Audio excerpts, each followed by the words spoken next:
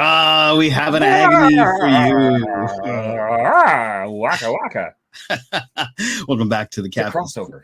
Yes, welcome back to the Captain's Quadrant. I'm Joe Dub. With me this week is VHS Jace and Jason Roy Gaston. We are so excited to bring you this edition of the Agony Booth. We are talking about Star Trek Enterprise Extinction. Dun-dun-dun. Now, just a little asterisk.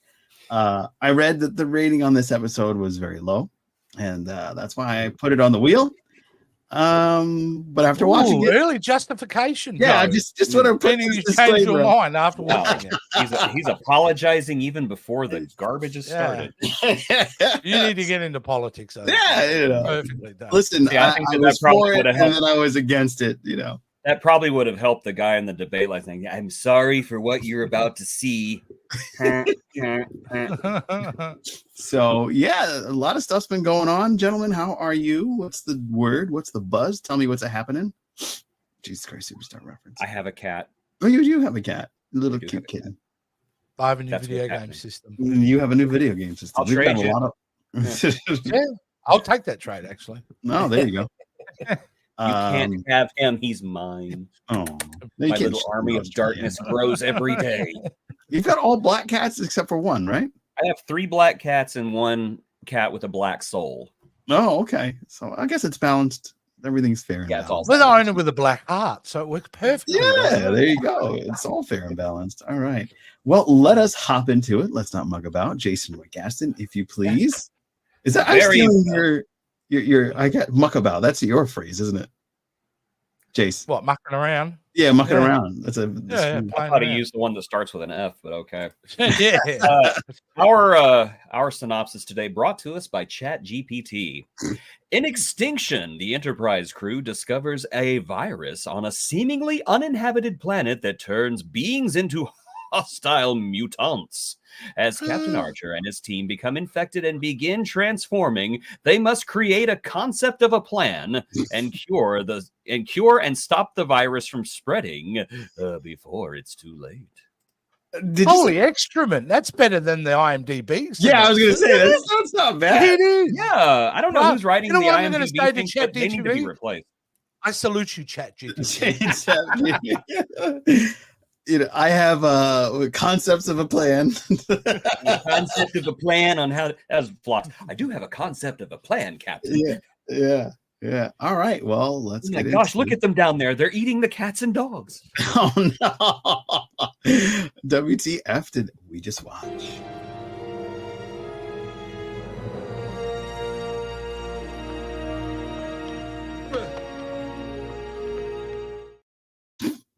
Still laugh at that. I've seen it. We've done like 30 of these. Everybody at home is just kind of going, "Oh my god, they're still laughing at that." Stupid one of us is. Yeah, I'm still laughing. I got a potty mind. All right. Well, VHS Jace, WTF did we just watch? Yeah, it's not a bad episode. It's not a good episode. It's a bland episode for me. It was the first time I've actually watched Star Trek and went, by this point, I could see why people were checking out. And the reason is because of this, because we had TNG, we had Deep Space Nine, something completely different set on a station. And then we had Voyager, which was kind of like TNG. So we accepted it and kind of grew to love it. But Enterprise really is the same thing. And so, therefore, they're doing the same concepts we've seen again and again and again. There is nothing new in this episode for me. And it's clear that they couldn't afford lighting in this because this was on my TV. I'm sitting for 5 minutes adjusting the settings to see if I could get any. The dark scenes are almost black. Yeah. They're kind of horrible. But yeah, that's what I watched. Just a bland episode that was a struggle to watch. Oh, okay. So maybe it was a good pick on the wheel then. Yay, redemption. Jason Roy Gaston, please. I think I have a slightly higher opinion of this episode. I will say ahead of time, it's not great. Certainly not terrible. I think that the Star Trek fans of the time were engaged in hyperbole about how bad the show was. I remember watching it thinking, okay, that wasn't bad. And I went there and they're like, it's the worst episode ever. It's not. It's certainly a little strange, certainly a little weird. Definitely actors outside of their comfort zone, which, normally I like. But to be honest, by the ending, I don't remember much of the episode. Even now, I'm struggling to remember it. But I will say the ending is classic Trek. Mm-hmm. Absolute classic. And I think just for that last 2 minutes, you're talking about the scene in the sick scene bay. with in sick bay. Yeah. I just thought, wow, that's really a good ending, and I like that. Well, we'll give it that. Yeah. Well, I mean, that's a section. I agree. I thought this wasn't like with Jason Roy Gaston. I thought this wasn't as terrible as VHS Jace thought. I really appreciated the makeup because as they were evolving, they got that nice mix of CGI and prosthetics. So I thought that was kind of cool. But that scene where they're like go into the underground labyrinth it was just such bad CGI. I was like, ooh, even for the time. It was okay, 2003, that was not bad CGI. That's on a TV budget. You have to remember when it was happening. That was not bad. Voyager looked really good. Like I go back and watch Voyager. I'm like, this is pretty good. So I don't know about that. Well, Enterprise was also shot in HD. I'm pretty sure if we saw those it is those wonderful Voyager cityscapes, I'm pretty sure we'd look at them in HD and go, ew. Yeah, the fuzz does a lot for the picture. Yeah, it does. Star Trek 90s fuzz, as I like to call it. Yeah. It's like, we're gonna put the Vaseline on the screen. But yeah, and you can't go wrong with T'Pol de-evolving yet still being the boss on the away mission. It was something weird about that. It just didn't kind of scope or mesh into the whole thing. It was like, was her DNA just superior enough that she doesn't really fully devolve? Could be. Vulcans are different good species. Yeah. I was kind of tired of that trope by this point because how many times has the entire crew except T'Pol been affected by something and T'Pol has to save the day? Mm-hmm. I just wanted one episode where she walks into the bridge and like everybody's turned into toddlers and children and there's poop on the walls and everything, and she just goes, nope. Turns around, goes back in the. You see a lone escape pod launch and go off into the distance. Just forget it. I give up on these people. Later, you see Admiral Forrest going, "I don't understand. We just found a bunch of dead babies on Enterprise." Oh my God! Wow, that's a dark place. It's very dark. Oh, but Porthos ate like a king. It went darker. So dark. Wow. Every now and again, I have to remind you, ladies, who I am. No, my goodness. So we've got to move it on, right? Yes, let us hop into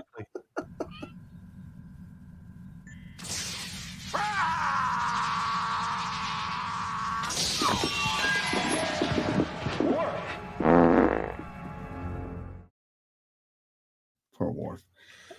I wonder, is that Michael Dorn who actually took that fall right there, or was it a stunt guy? Because it looked like Dorn. It did look like it's Dorn for sure. I mean, I gotta say, I gotta hand it to him. That was a nice looking fall he did.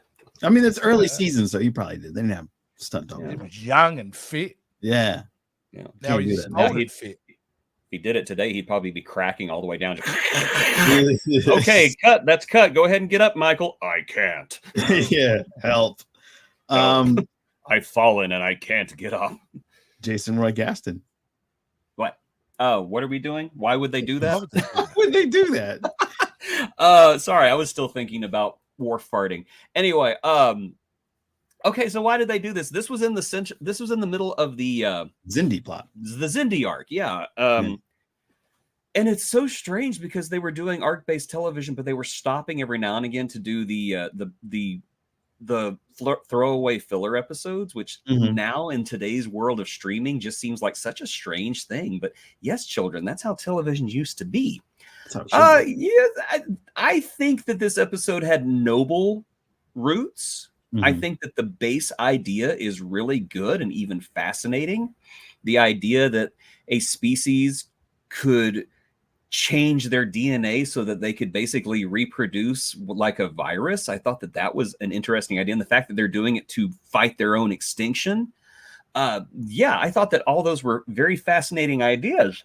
So That's the other yeah, segment. I think that in the grand scheme of things, it started out trying to be a very classic, high cerebral episode of Star Trek. And I feel like it was close. I don't want to say it's almost there because it was not quite there. It wasn't even anywhere near the parking lot of there. But I mean, yeah, that's just how I see it. They just wanted to tell a good episode of Star Trek. That's it. I don't know why they chose this one, but the idea was good. VHS Jace. Why would they do that? Well, I still don't know. But I tell you what I do want to bring up, and it really was evident in this episode for me, and it bothers me a lot. The over-sexualization of T'Pol. Yeah, that really those really short pants. And it's even, in this episode, she's on top of a crate thing or the ship, and the way she's posed when she's talking to him is sexualized. And it really is, it's really obvious now. And I thought to myself, why does it, in a very serious subject matter that they're trying to approach, very big ideas, that you have to do that with that character? Was kind of really annoying. Why would they do this again? I don't think they're trying to come up with these filler episodes at this point. Is really harvesting from the past, in my opinion. They're really just putting slight twists on old ideas they've done again and again. But I will agree, Jason. We'll back you up. That final moment in the medical bay was really the way to kind of go, I wish the rest of the episode had lived up to that standard. The other thing that kind of bothered me too is just like the head makeup. Although it is good, it is great. Like the head makeup, it is even at that point getting tiresome. All right, if you think about the length of Star Trek, it's just like they're really bound at that point, but it's the only thing they can do, isn't there? Like today, you would have them mutating on a completely, they'd have different limbs. They would, you know what I mean? Oh, here's a question though: did they pull? And Jason will know exactly what I mean here. Did they pull a Hunt for Red October maneuver in this with the language? Because I swear at the start of the scene, they're clicking and doing their little click noises. Oh, and so Paul got out a universal translator and said, she got out the universal and was like, here, talk into this so I can get your language. Yeah, I know a lot of this episode it just fades away. It fades away as you watch it. Yeah. No, I think my idea would have been cooler to do the Hunt for Red October maneuver. Do you know what I'm talking about, Joe? Yeah, whenever the opening scene with Sean Connery. Russian, English. And it's done it's done beautifully. It's I it really is. Use that more. So I am. Can't you tell how Russian I am? I'm the most Russian you've ever seen.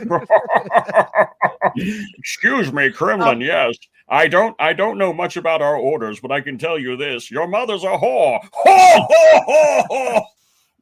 I miss this Sean is Connery. Definitely a cheap episode to make too. Oh yeah. There's really not too many. Because really, what is there? Existing sets, right? Yeah. They're just dragging out all the plants from out the back.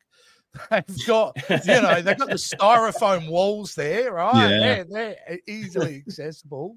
The bridges there on the main set, I mean, couldn't have cost them a lot to do this one. And those suits were the same spacewalk suits, so it's not like they just spray painted them down. Yeah, they weren't gold; they were silver. Well, they had to pay PlayStation 2 to make them their city graphics, but other than that, they got off pretty cheap. I'm not actually too harsh on their CGI because I'm very aware it's 2002. Like at the end of the day, to even get that, and there are shots of the Enterprise, which for 2002 and the CGI, they would have spent the most amount of money on those shots. Gorgeous. I thought the ship looked great. Normally, I will say the Enterprise in these episodes looks 90 million times better than the CGI Enterprise they were using in Star Trek Insurrection and Nemesis. Oh yeah. We're going to do that movie next too. I said that. I said that. I stand by it. And you know what? I'm right. I gotta watch. It's hard for me to watch Insurrection again.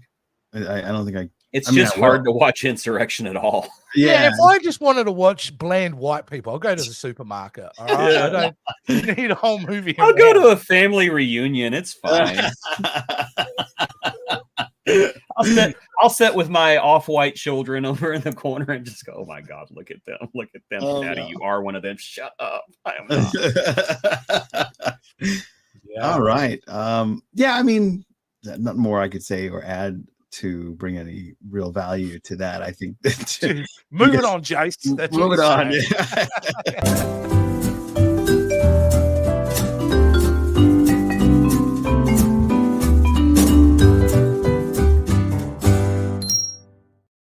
Twinkle of your eye. All right. We'll start with VHS Jace. What? Okay. Redeeming features: the 3 actors that transformed. Oh, that's the biggest redeeming feature this episode, because they're having fun and they were really good at it. Like every one of them, even the English guy, which I'm horrible at names. Dominic Keaton. I almost called him Dominic Moynihan. Keaton, I was like, no, that's the dude. That's the dude from Lord of the Rings. Yeah. Mr. Frodo. You can tell he was having fun. He got to do a good growl scene early on. In the chat, which was really that's cool. like the most. That's the most he's done in an episode in years. He was. Yeah. Can you imagine how happy Anthony Montgomery would have been if it would have been him down there? Because I mean, half the time I even forget he was on the show. Right. It's like, why is his name in the credits? Who is that? Oh, it's that guy. That guy. Right. Oh, that guy. Yeah. Well, yeah, he was featured. That's what made me. That's one of my redeeming features. He actually got featured in this episode. Oh yeah, what for? Maybe 2 minutes of screen time. Yeah, at least he was there. I'll take it. Flock's got more time than he did. Yeah. But yeah, like I did. Scott Bakula, man, he was great playing the alien species. Yeah, and just look, I reckon if you would have seen that script, they would have been pretty happy to do something like that. Yeah. Well, even the body movements, the body language, how Scott Bakula was moving around through the hallways, I'd appreciated it. So, again, toast to those people. That's my redeeming feature. There you go. All right, Jason Roy Gaston. Fully agree. I think that the actors throwing themselves into these extremely alien characters was a major draw, and you could tell they were having a blast doing it. I also like seeing Trip in charge of the Enterprise. Yeah, I like that, and I like that there was some extra what's the word I'm looking for? Urgency.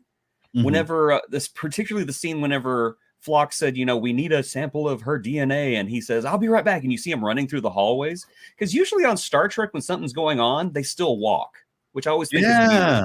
Like I think to Hollow Pursuits when the ship is about to fly itself apart and they're like, "Quick, we have to get to engineering," and they walk. Yeah. Okay. Like, run, guys, run. I know there probably wasn't enough room down that hallway to run, but run anyway, run into the wall.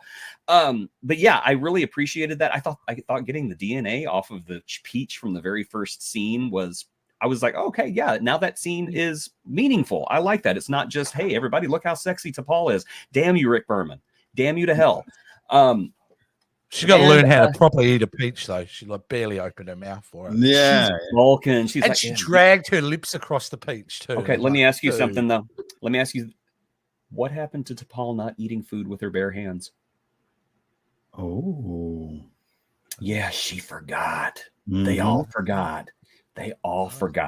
And finally, as I said, the ending of this episode, I think is not only the best scene of the episode, it's actually one of the best scenes of the season. Because you have a character who is basically saying, we have the power to wipe out this virus, but if we do that, we are sending a species into extinction.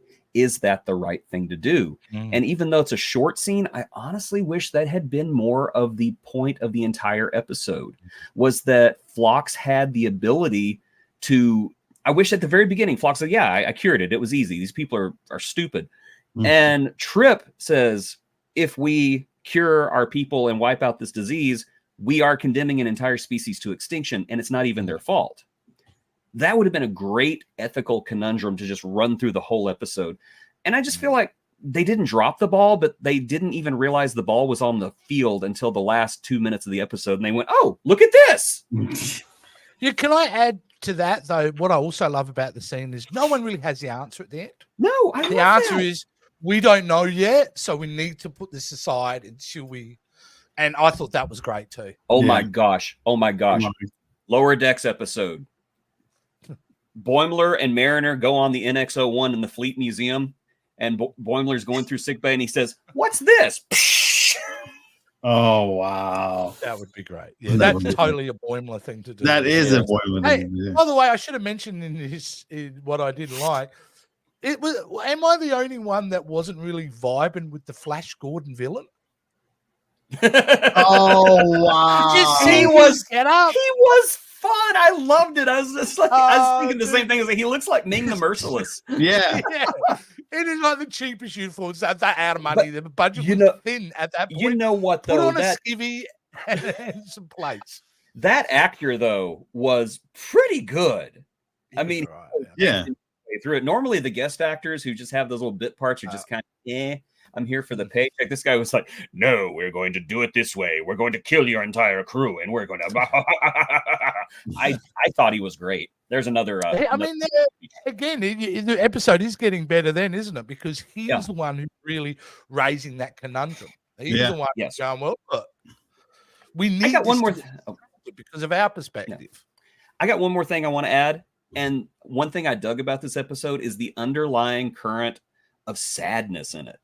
Because you never really feel that the aliens are bad or they're going to be horrible or anything, but you get the feeling that they just have this longing and this loneliness about them. And I dig that. Who was it? Was it LeVar Burton who directed this episode? Yes, it was. Okay, he could have turned up the lights a little bit, but I thought that just doing that was spectacular. I loved it. And speaking of LeVar Burton, according to Trek Web, LeVar Burton went to the producers and told them that he was ashamed that he directed this episode. Oh, LeVar, no, we love you.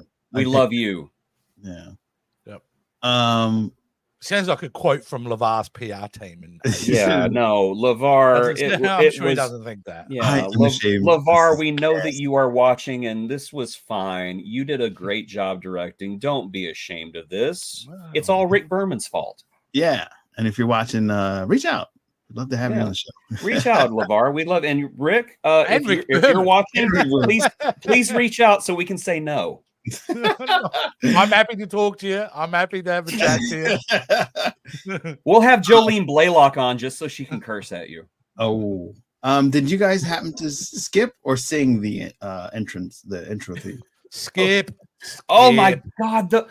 I didn't mind the theme song for the first couple of seasons, but geez Louise, this remix, I forgot how bad it was. Yeah. It's been a long road. Da, da, da, da, da, da, da, da, da, da, da, da. Yeah, it's horrible remix. Hey, did you hate the Enterprise theme? Well, you're really gonna despise this pop remix. It's on this brand new album now. That's what I call crap. No, hang on. Isn't season 3 where we actually gets retitled? Star Trek Enterprise? It got. I was actually working at a UPN affiliate during this time, it got retitled halfway through the second season. Actually, oh really? It was just kind of like Rick Berman just kind of went, "Okay, the experiment's over with. Pay the royalties. I don't care. Call it Star Trek." Wow. When I saw this episode and the caliber of the acting and CGI and the premise of it, the species could exist in a virus and come back, I thought that was cool. I was like, oh, that's a neat ass concept. I dig that. So I big ups to that writer who came up with that.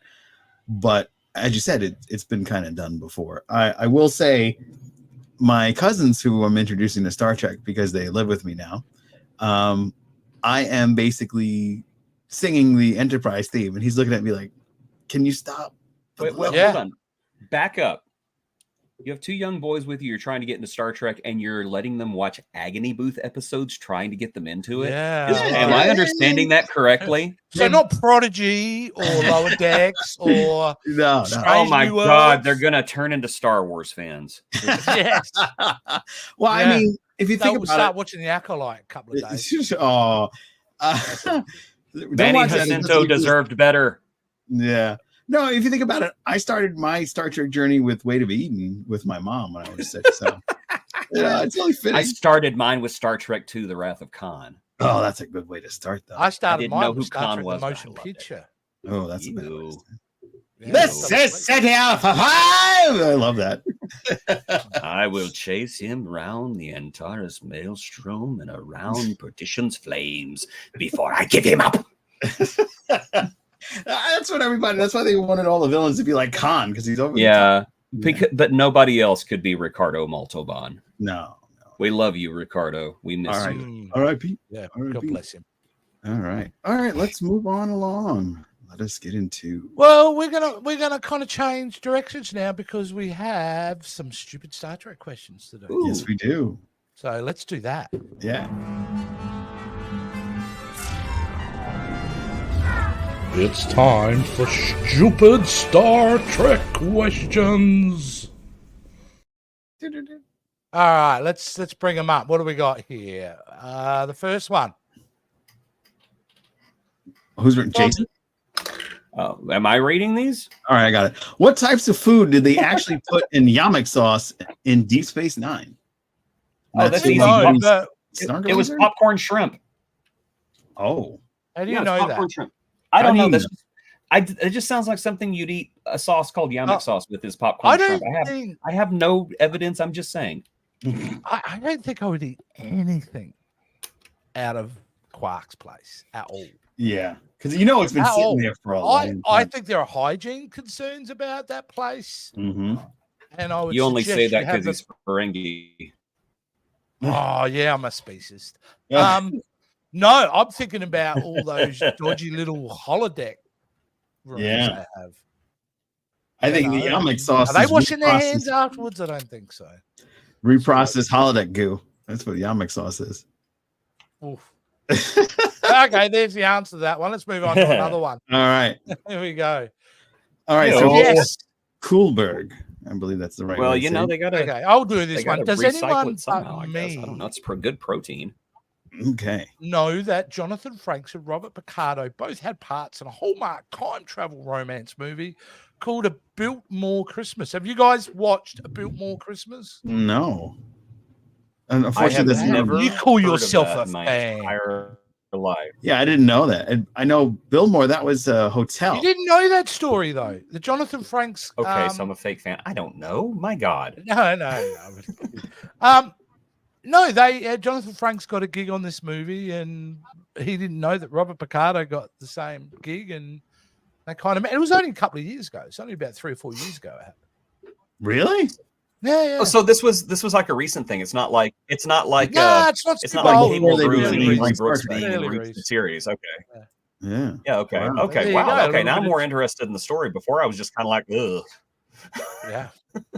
There you go. And we might as well just keep going through. We got one more here. Here we Okay. go. Let's have a look. For Michael Hey. Chan.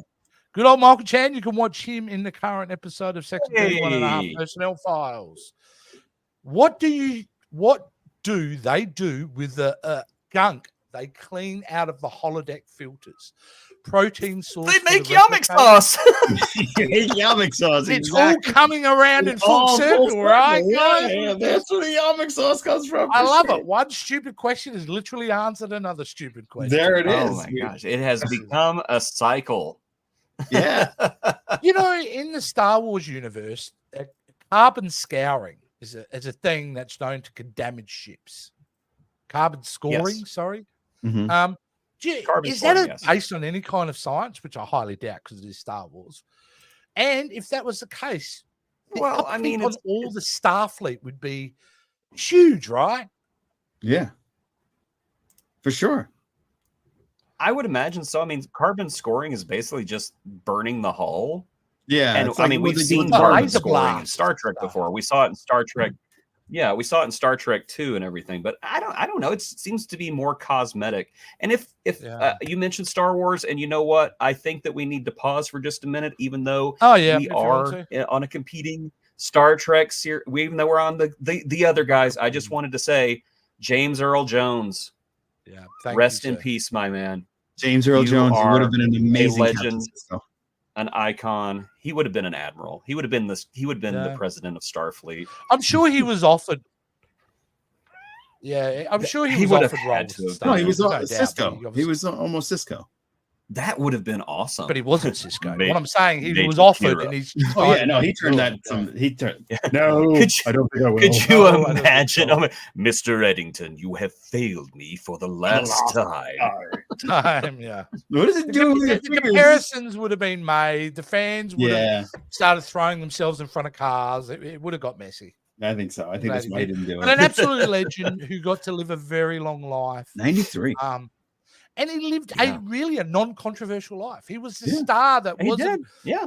Yeah. you know, got into any big trouble. He worked hard. He was a family man. And I never got to meet him. I noticed, Jason, you put up on social media, you have a print of Empire Strikes Back with his signature on there. It's you ever the get Lion to- King with his signature. Yeah. Okay. I did thing. not meet.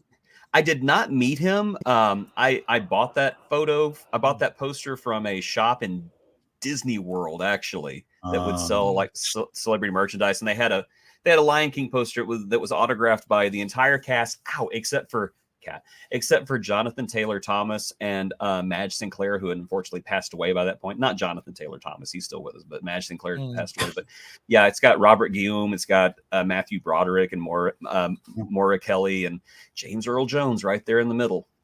So yeah, that's Brilliant. my most prized possession right now.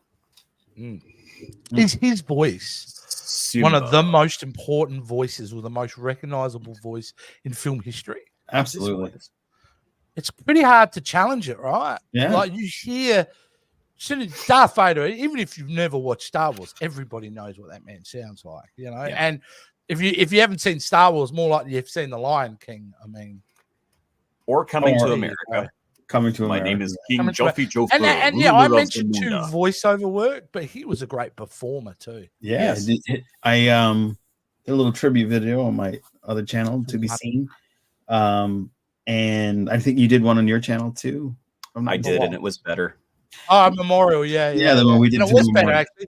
I will say, you put it in the chat. I do agree. It was beautifully edited. Yeah, yours was Thank very you. good. Thank I yield. But I've got little doves on mine, so in case you like birds, you can go check them out on CBC. Anyway, I do not like You doves. just Do- oh, he's done. That's a good idea. That'll get me views. Someone dead, everybody. There's got to be bird fans in here somewhere. The bird you in think- Star Trek, you know. I like to think that Zamunda and Wakanda were like allies somehow or another. Yeah, that like they were There you go. neighbors. Jaffe That was the Joffer next and over. T'Challa would hang out on the weekends. Yeah. So how is it being the Black Panther? It's pretty good. Can I try I on would the think the costume? dads would hang out and complain about their kids. Yeah, that's what I was. Mike went to New York, doesn't care about the family. Yeah. Oh, that's complaining. He keeps wanting to run things. Oh my God! Thank goodness you don't have children. Hakeem is killing me. Oh, you think that is bad? You should see my sister. If My headcanon is that they were friends. if you had an opportunity to cast James Earl Jones in Star Trek, other than Cisco, obviously, what would you have placed him as? I would think he's either a captain or an admiral in Starfleet, Mhm. for sure. I think he's got too much gravitas, but pretty great villain in Conan. So he had Also, range. ooh. He'd be pretty intimidating coming face to face with that guy. Can you imagine a Shatner coming up against a James Earl Jones back in the day? That would have been amazing. Matchup. I would have cast him as chef on Enterprise. You imagine an uproar of T'Pol going into the kitchen and saying, "This is not well prepared. I'm going to go talk to chef." She goes in the back, turns around, it's James Earl Jones. "What do you want?" It's not prepared right. Puts it in there, hits the button. "I don't like my food that dark." "You do not know the power of the dark side." Oh man! So you would use him as a comedic relief. That's I would. And very I short would- role too. Doesn't get a lot of Yeah, screen time in that role. yeah.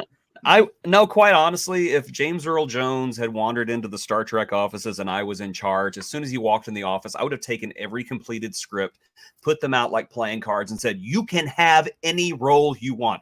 I want to be Captain Archer." Oh, Okay, wow. okay, you will be Done. Captain Archer for this episode. Somebody tell Scott, give him a bouquet of flowers and tell him we're sorry. It's James Earl Jones. He'll understand.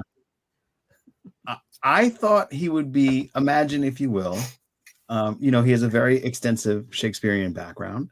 I thought he would have been a better Uafo, and I think that I could have just tweaked that a little better, and it would have been a better movie, and James would have been kick-ass. Though nothing taking away from F. Murray Abraham, who else is I think is also a legendary actor. Yeah.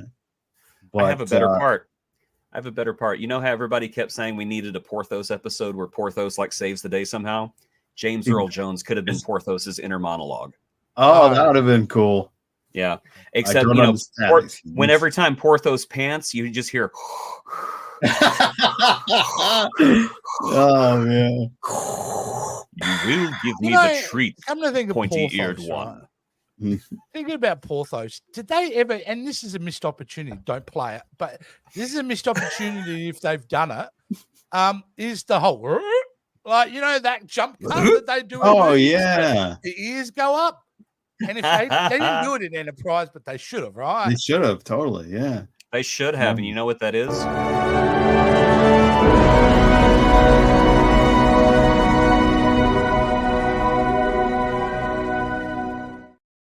I didn't do it. Joe, you were asked not to do that. I did not do that. I hate you and me for making it.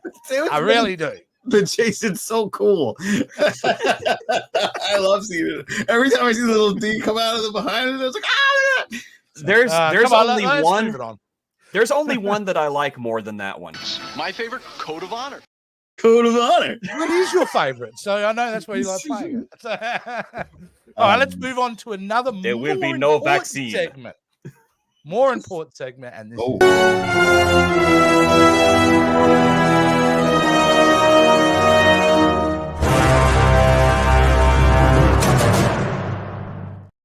The Wheel of Agony. We are back, and I'll put you guys to the side. Yeah, I forgot my face was up there. I've added a new slice, and I've turned it green because I make this. I decided, and it is all good things. Oh yes. Just for a great episode to look at, I thought this is the last TNG. The one, right? last episode of TNG. Yes, should have been the first movie, in my opinion. Oh yeah, would have been better. Yeah, for sure. All right, so we've got a few more positive options, although Jason could be questionable. Who knows what's swimming around in his head? Yeah. That's the scary part. All right. So let's spin. Is anything that you hope that you're going to land on, Joe? Good ones. What's a bad episode you'd be happy to watch again? I'd like to see the Thaw again. Yeah, that's come up a couple of times. All right. Well, let's find out if we land on the Thaw. Let's spin that wheel. Oh, she's a little bit wonky this week. That's good. It's going. She's going. There we go. Well, you're not getting that. No, you're getting all is possible. All is possible. Jason, please. Tilly and Adira lead a team of Starfleet Academy cadets on a training mission that takes a dangerous turn. Meanwhile, Burnham is pulled into tense negotiations on Nivar. Oh, I don't remember much about this episode. I remember that one. I like that episode. It's basically the pilot episode for Starfleet Academy, in my opinion. They basically made it like, will this work? Probably not. Somebody called Paul Giamatti. Now it'll work. Hey, why is this on the wheel then? Can anyone answer why? Who thought this was a good idea to put it up here then? Was it you, Joe? Was it you, Joe? I didn't put it on the wheel, but I will say I didn't enjoy this episode the first time I saw it. I did not enjoy it. This doesn't remember. So it is Joe's fault again. No, it's not Joe's fault. I don't put episodes on the wheel. I don't touch the wheel. I don't want to be cursed. No, but you have suggested episodes in the past, which then get I did not suggest this one, so somebody's not taking responsibility for it. But I will say that I did not like it the first time I saw it. I don't think that was me. I don't know. I didn't pull this out of my backside. I know for sure I picked Extinction. And then I watched it and went, maybe that wasn't so Wait. No. I remember now. I know who put this on the wheel.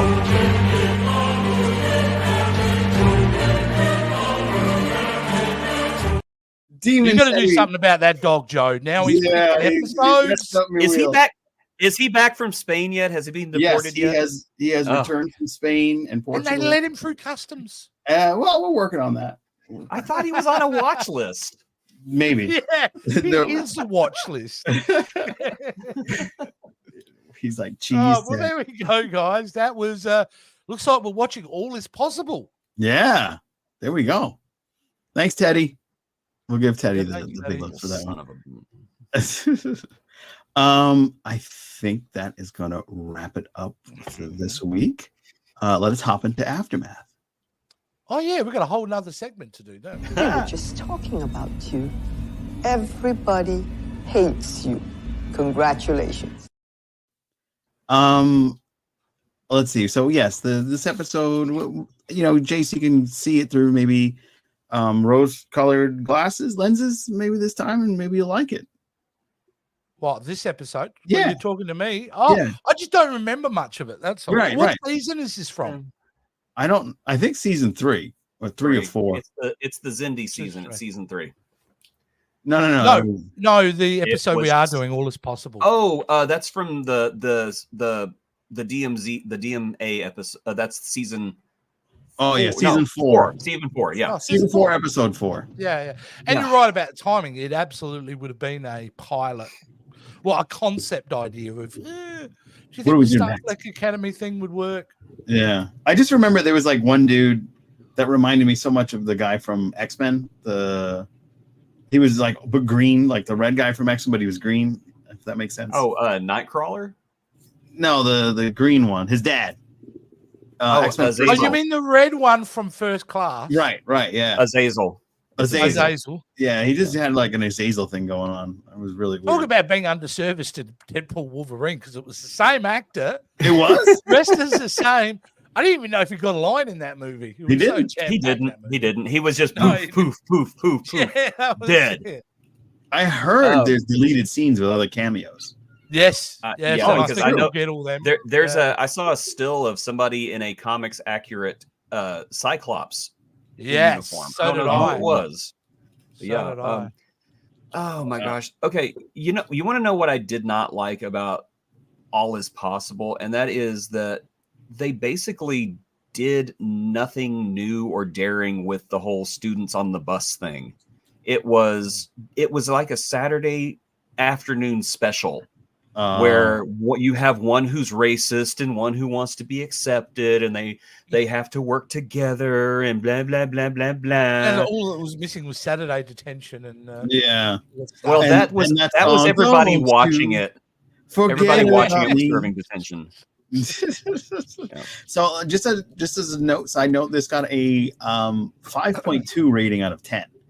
So yeah, means half if there's a room full of 10 people, 5 of them liked it, 5 of them didn't, and one of them was chopped into tents and 2 parts of them liked it. I was gonna say there was a 3-year-old in the room, but maybe they're like, I don't like this. Oh, you forgot.